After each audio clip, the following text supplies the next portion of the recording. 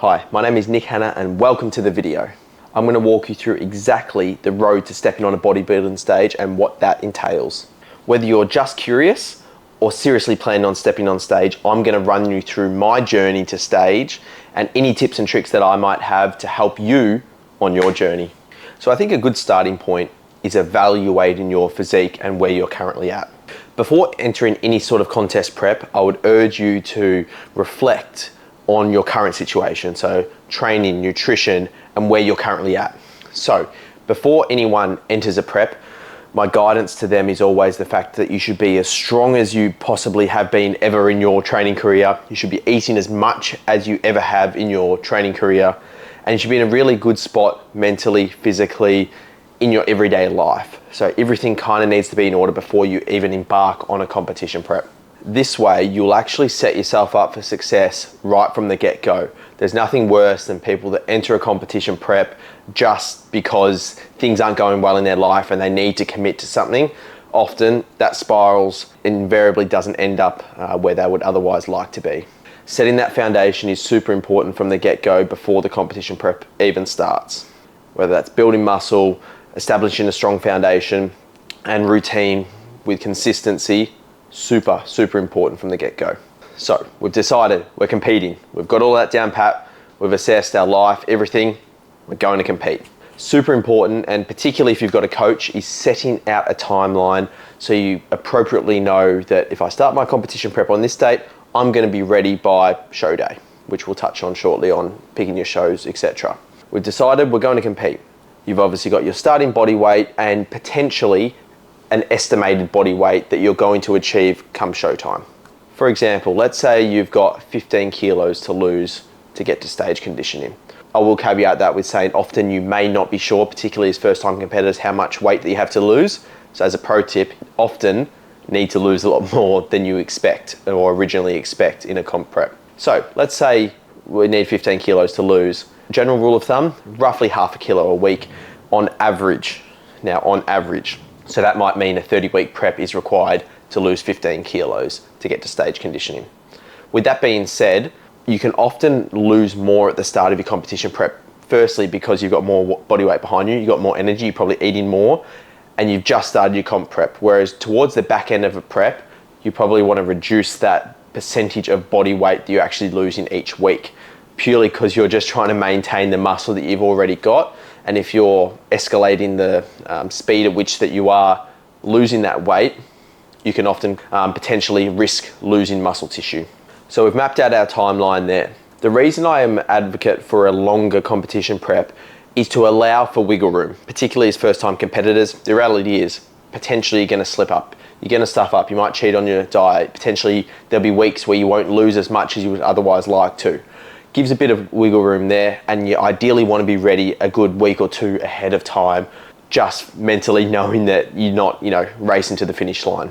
Throughout your comp prep, I would be a big advocate for stress management and fatigue management as well. They're big ones, especially in a prep. So whether that is that you're implementing things like a diet break or you're implementing things like a devolume phase within your program, that way just to give your body a little bit more recovery capabilities to elongate the prep, because there's nothing worse than burning yourself into the ground, feeling fatigued, and there's nothing worse than a fatigued looking body. You want your body to be feeling refreshed, and that's where often people get the best results and look their best. The next thing to consider is registering for a show and or choosing a show. So that's a big one, and that comes down to the timeline to understand when are you going to likely be ready to step on stage. Hence, consulting with a coach or someone who's in that space is very important, because they will understand when the shows are and what look is required to reach stage. But if you are self-coaching yourself, I would be a big advocate, and I'd urge you to go onto the various federations' websites to review the criteria as well as previous competitors who have competed with that federation. So, for example, the federations or the four main federations in Australia in natural bodybuilding are AMB, NBA, ICN and WMBF, all of which I've competed in the past. Before selecting a federation, if possible, I would actually urge you to go to one of the shows. If you've got a show and you plan on competing, later in the year, go to a show this upcoming season, Season A that's coming up. There's so many good shows coming up. Go be a spectator and support natural bodybuilding and understand what each federation does and how that would fit into when you go and do your show day. Because there's nothing worse than being a first-time competitor and the first show that you go to is your show. It means that you get to experience what the show day is like as a spectator, not necessarily as a competitor, and is always a good sort of motivation, especially when you're about to start a prep. So when are shows? Season A is generally about March to April period, so upcoming for us here in Australia. Then they've incorporated what they're calling potentially Season B, but mid-year shows, so June, July period. And then we've got the end of year shows, which was previously Season B. They're now calling it Season C, sort of September, October period. So you've kind of got those 3 different periods, and there's multiple shows with different federations within all of those periods. So you're not just constrained, depending on when you are competing, to just the one federation. You've got various federations along the way.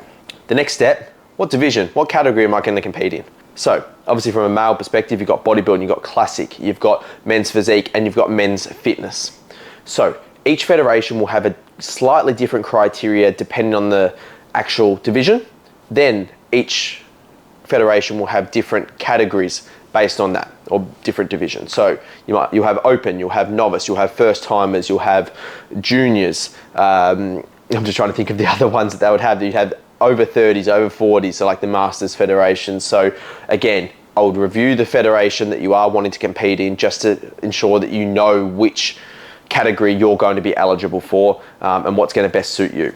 Again, consulting with a coach would often help to tailor you. Are you going to be best suited to this category or this category in this federation or this federation?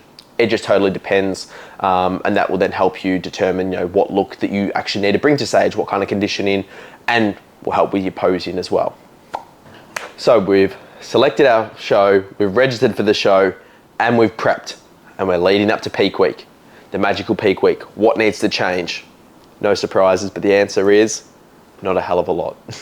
The reality is not much has to change when it comes to peak week. Generally people overcomplicate things, whether it's manipulating sodium, water, training, cardio, food, wild carb loads, that kind of thing. The reality is you probably don't need to do as much as you would actually think.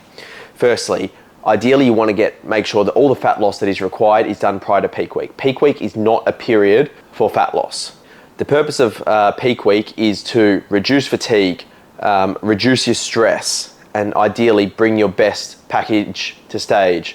For me personally, what that looked like for the most part throughout the 5 shows that I did in 2024 led me to my pro card as a natural bodybuilder. I generally devolumed throughout the peak week. There was no cardio in peak week. Meant that my body was reducing inflammation, fatigue, that kind of thing. We implemented a bit of a linear load, so we'd add carbohydrates to the start of the week, progressively throughout the week, and taper up towards the back end of the week. It wasn't as if we did anything wild in terms of carb loading. We weren't doing 1,000 gram of carb loads or anything like that. So it was just a staggered approach throughout the week. And what that meant is we slowly filled our glycogen stores throughout the week and ultimately could refine that look on a daily basis. We made sure things like sodium and water were tracked, not necessarily manipulated, but tracked. And I'll say the reason that this is super important, throughout peak week, the idea is that you'll want to try and replicate a look daily. So if you know that you're going to be on stage at a certain point in time, let's work backwards from there and say, okay, well the day before that, we want to look like a certain look at a certain point in time in the day, which is when we're going to be stepping on stage. So we can manipulate, the meal timing, the meal itself, the water, and we know what look is we're able to bring to stage. So it's almost replicating those looks throughout the week to ensure that you bring a predictable look to stage, as opposed to rocking up on show day not knowing what you're actually going to bring to stage. So we've made it through peak week, we're getting to the tanning process, we're getting to the registration process, all of that kind of thing. Each federation is slightly different. So most federations have an affiliation with a tanning company. I would always recommend go with the tanning company who is at the venue. It makes it so much easier. They're at the venue, they're backstage, all of that kind of thing. You'll generally get your base coat the day before. So obviously liaise with the federation as well as the tanning company to work out timings and all of that. Then you'll obviously get a tan on the morning of the show, a top coat, and then you get some glaze and all of that kind of thing as you step on stage, or half an hour before you step on stage as you're pumping up. Registration depends on the federation. Sometimes they do it the day before, similar time to when you'd get your tan. Sometimes they do it on the morning of the show. It just depends on the federation. So all federations generally put out some pretty good communication and comms around the timing of that, closer to the time of the show, so it's super clear. So I'd keep an eye out for your emails after you've registered for the show and after you've committed to the show. In those final few days before the show, the reality is the work's done. The work is done. You're not smashing yourself on the Stairmaster anymore. You're not pumping out those reps in the gym for the most part anymore. It's time to relax. The work's done. There's not much more you can do. It's chill time. Go watch some Netflix, have a chill, which is pretty cool to know that sort of the work's done. And it's an odd feeling because you've gone through the entirety of prep thinking, I need to do more, I need to do more, I need to do more. Whereas then you get to a point where it's like, hold on, let's take a foot off the pedal and relax a little bit, because ultimately that's what's going to be required in order to bring your best to stage. So, show day, the elusive show day. Typically a few days before the show, the federation will put out a list of a show day schedule. So you can clearly outline and know when you're going to be stepping on stage. That's super important, obviously, to map out your morning, but equally telling your family and friends to come to the show and make sure that they're a bit ahead of time, just in case they're running ahead of schedule, so they can actually watch you beat on stage, which again, it's great having the support in the venue once you do step on stage. Once you have determined that you're going to be on at this time of the day, you can work backwards from there and say, well, okay, I need to make sure that I have my first meal at this time. I need to have my pre-stage meal at this time. I need to make sure I get this amount of fluid in before that time. I need to start my pump up at that time.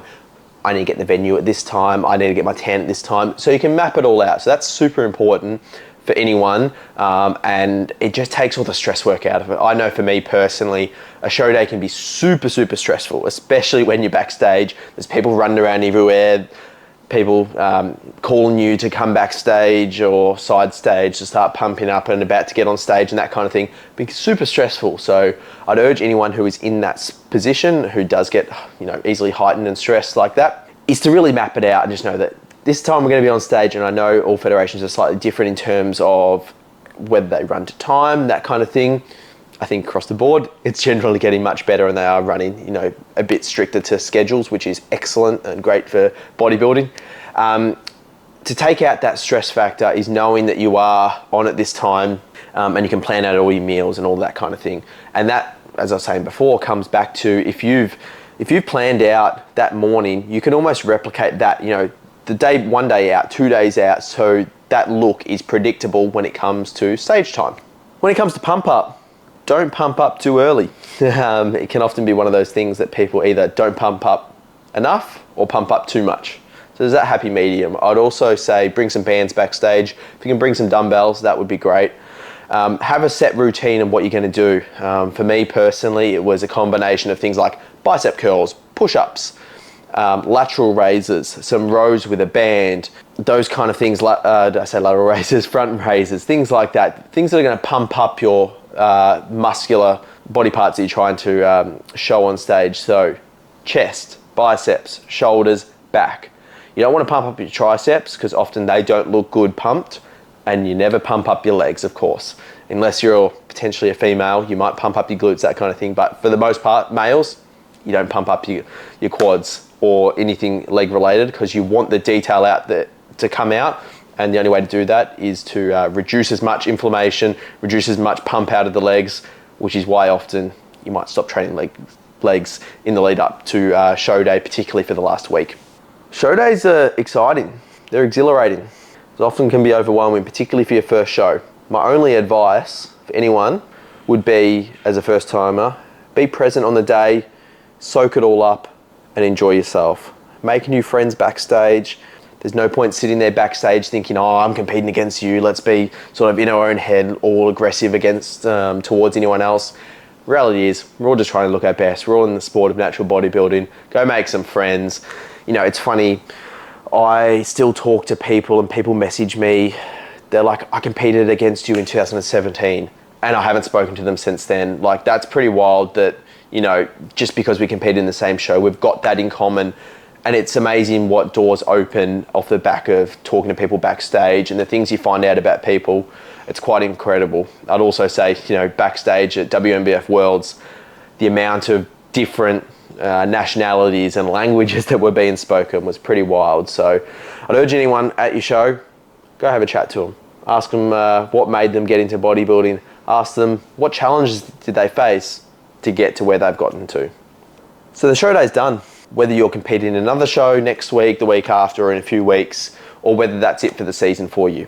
I think having that after show plan is super, super important, and this is why I coach for accountability purposes is incredible.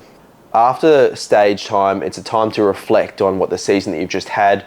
Often you might have cravings, things, food, restaurants, all this kind of thing. You're thinking, I want to eat 17 donuts, 3 burgers, that kind of thing. I'd take a step back and actually consider what that's actually doing for you and have a bit of a plan what you're going to do post-show.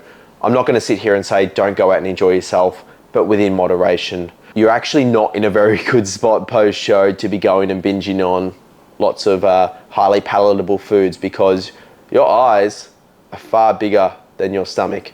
So you can keep eating and eating and eating. I've seen it with people, like they'll be 10 kilos up in 3 days. Like, it's not unheard of when they just can't stop themselves, particularly when they've been so restrictive for so long.